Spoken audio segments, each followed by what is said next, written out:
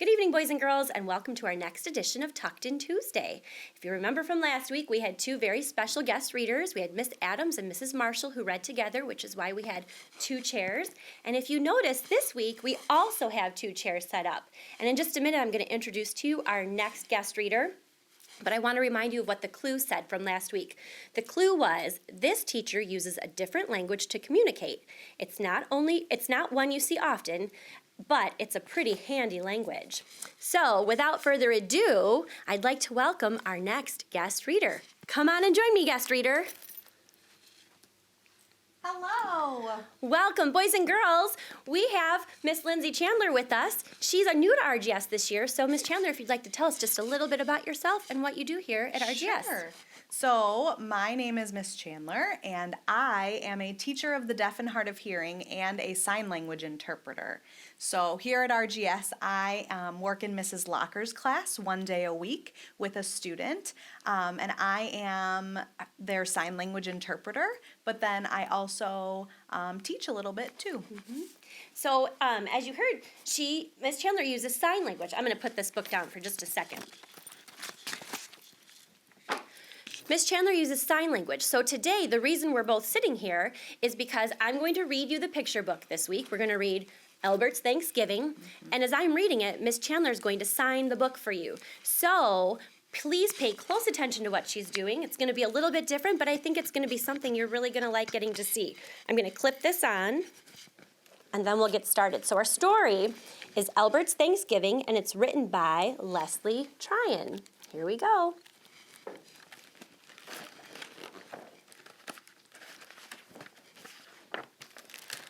Albert helped the children plant the garden. They cared for it together and watched it grow. Now it is time for the final harvest before their big Thanksgiving feast. But everyone is so busy. Who has the time? And will anyone remember?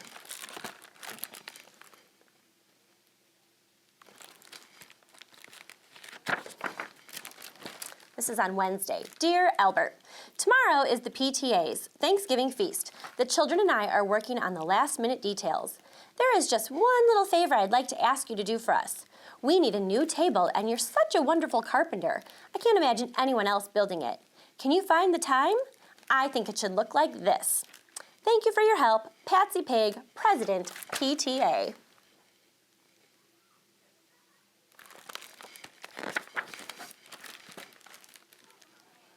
After finishing the table, Albert barely had time to pick a few carrots when he was interrupted with another note.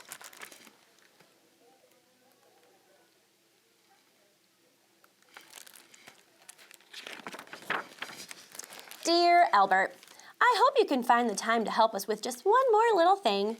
The children are busy working on their pilgrim hats and Indian headbands, so they can't finish these cross-legged turkeys.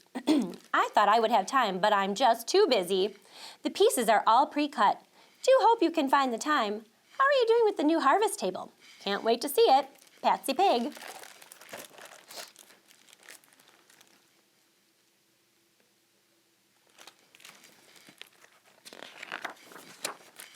Albert had just begun to pick the cauliflower when...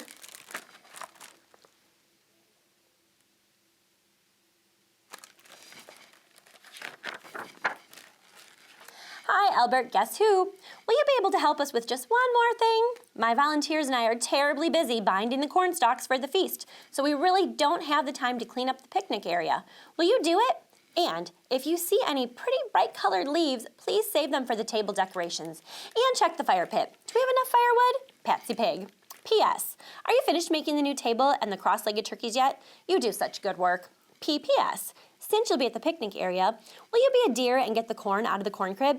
Just leave it in the cafeteria.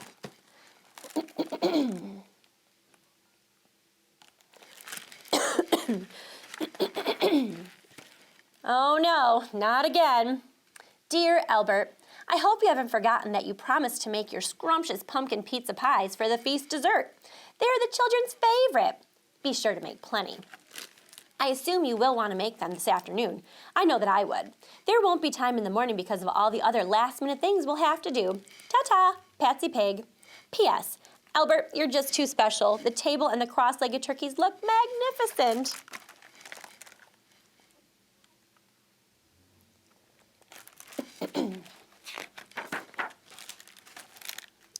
Oh no, now what?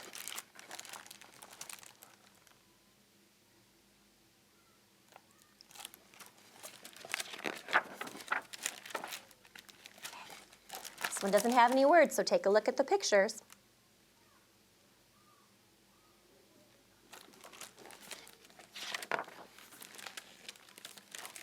Al, we're all just simply exhausted. What a day it has been.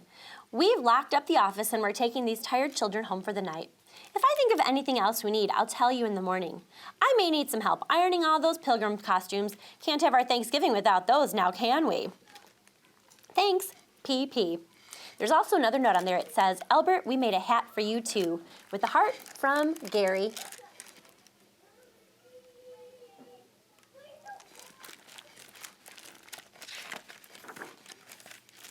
This is on Thursday. Good morning, PTA. Glad you liked the table. I'm pleased you're pleased with the cross-legged turkeys. The corn is in the cafeteria. The picnic area is clean. I stacked the wood by the fire pit. I gathered the leaves, and the pumpkin pizza pies are on the cooling racks. I've done every little thing you've asked me to do. Glad to help. But did anyone think of the vegetables? Thanks. Albert.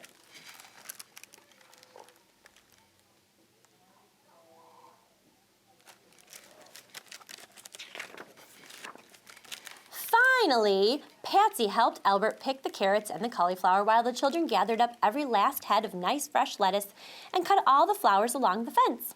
Patsy picked the perfect pumpkin to use as a centerpiece. It was going to be a wonderful feast indeed.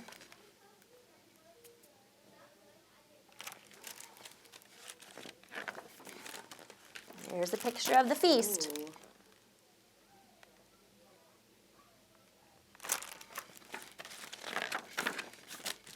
There's one more note.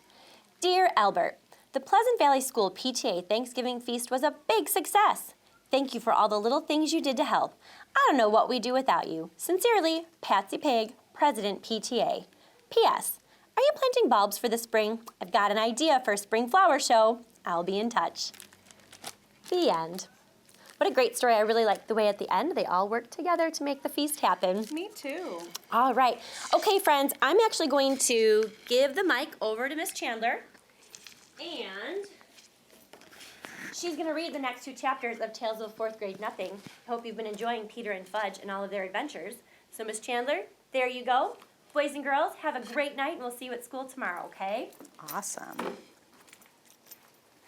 Okay, boys and girls, I am excited to see what's been going on in your story.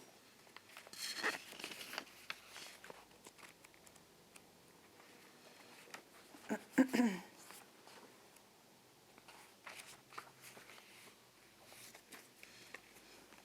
I'll put this right here. All right. Chapter 7, The Flying Train Committee. In January, our class started a project on the city. Mrs. Haver, our teacher, divided us up into committees by where we live. That way we could work at home. My committee was me, Jimmy Fargo, and Sheila. Our topic was transportation.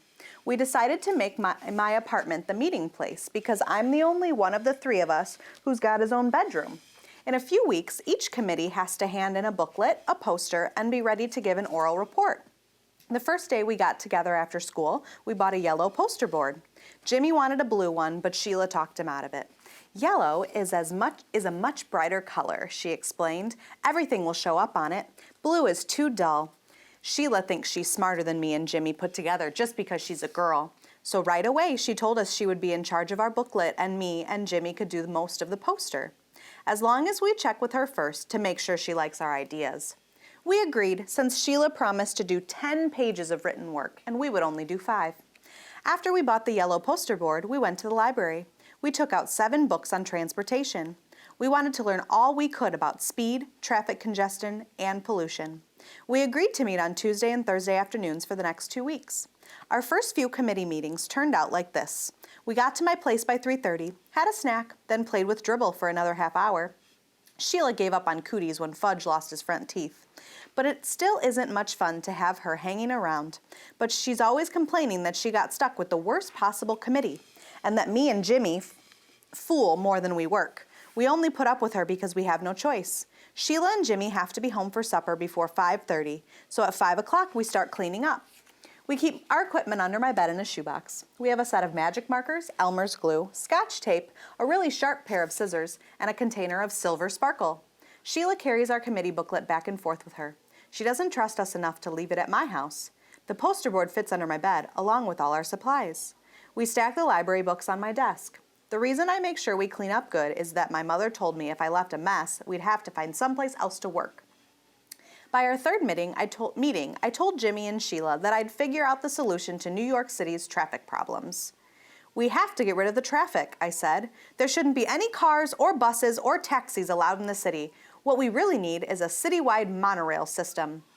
That's too expensive, Sheila said. It sounds good, but it's not practical.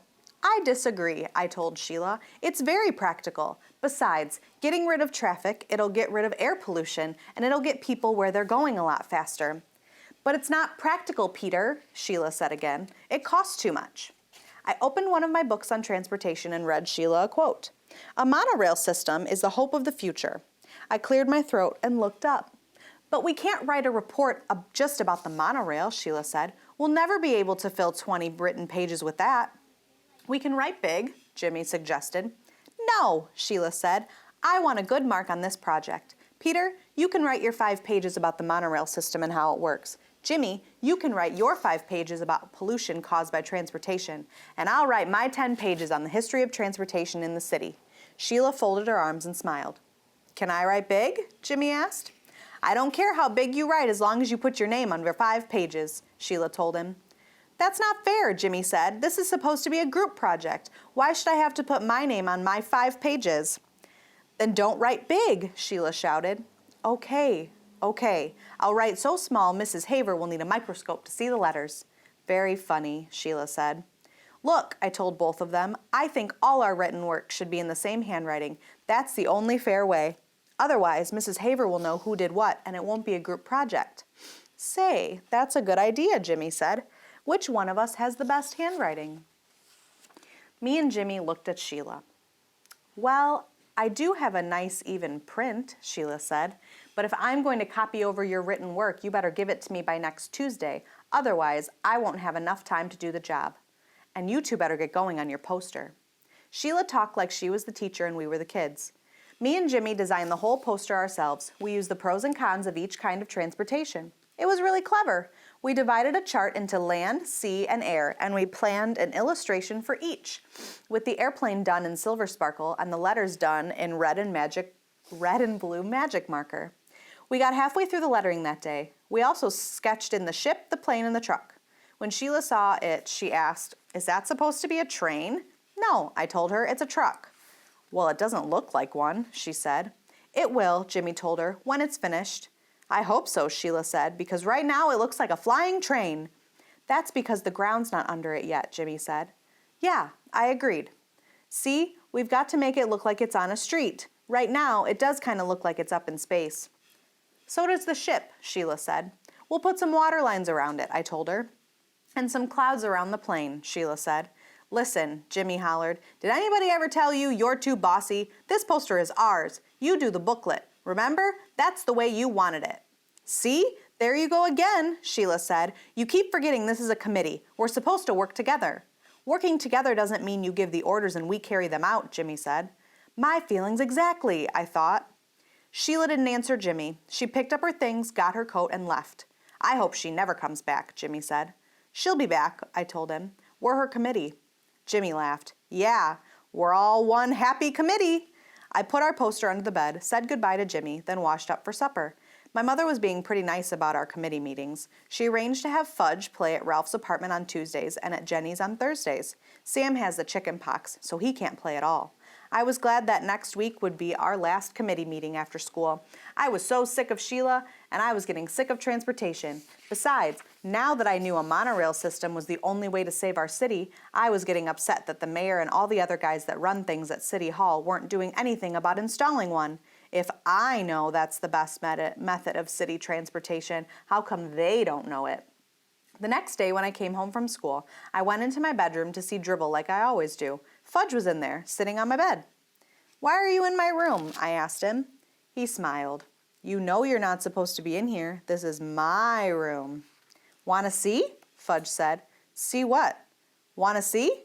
"What? What are you talking about?" I asked. He jumped off my bed and crawled underneath it. He came out with our poster. He held it up. "See?" he said.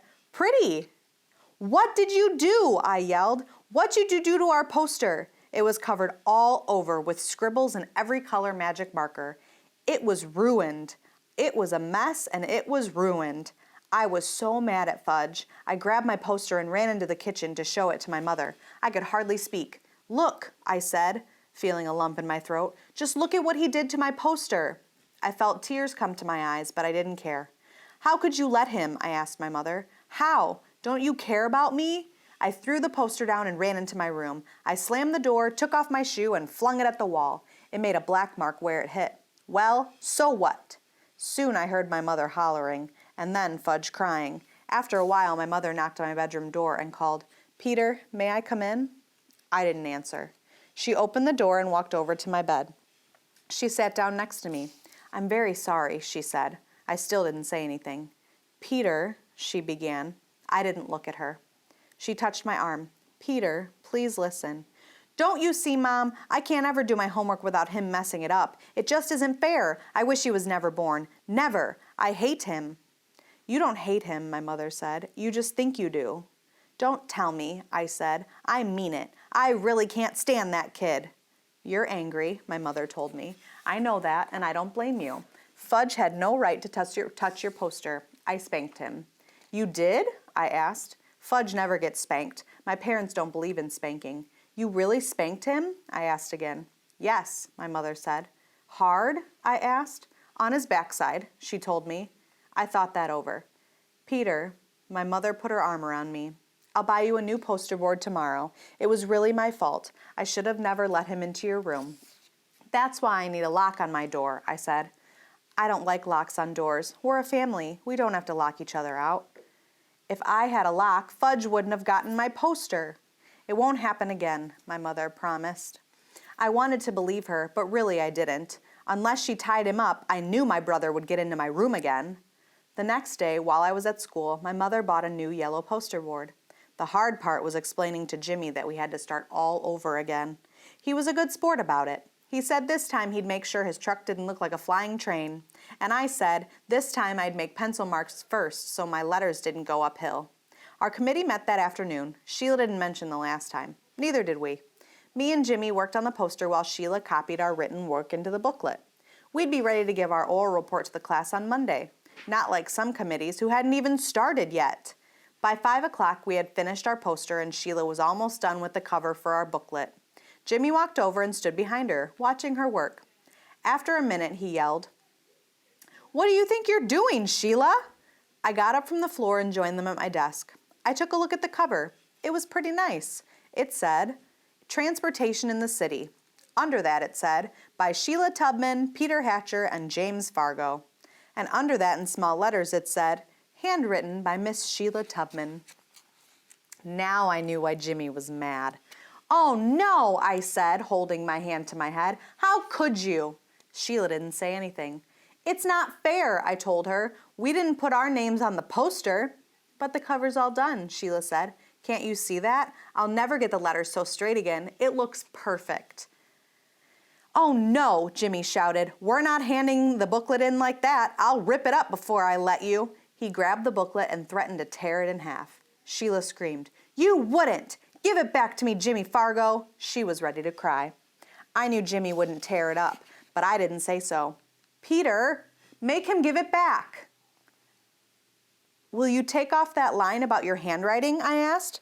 "I can't. It'll ruin the booklet." "Then I think he should rip it up," I said.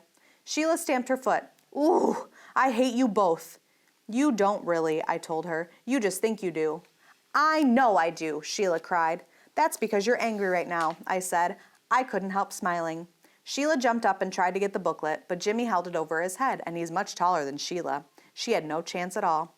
Finally, she sat down and whispered, "I give up. You win. I'll take my name off." "You promise?" Jimmy asked. "I promise," Sheila said. Jimmy set down the booklet on my desk in front of Sheila.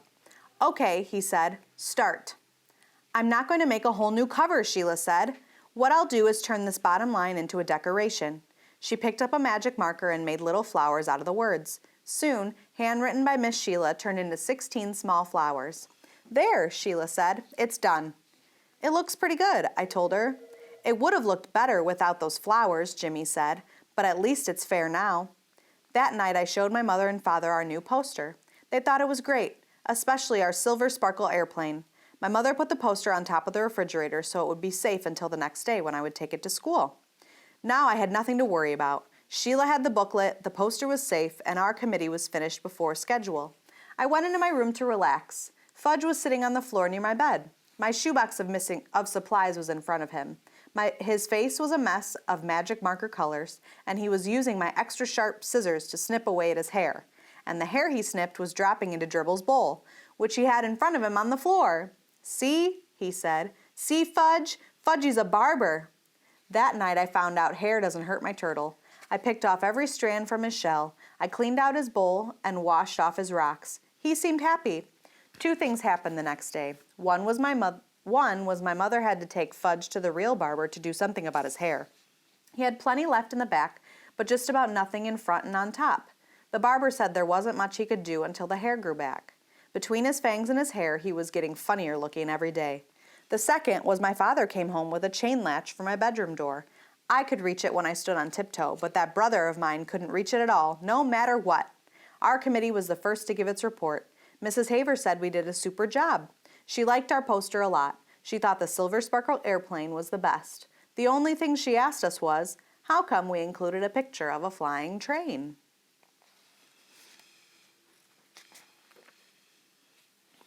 Okay, boys and girls. That was it. What fun shenanigans happened, right, in that chapter?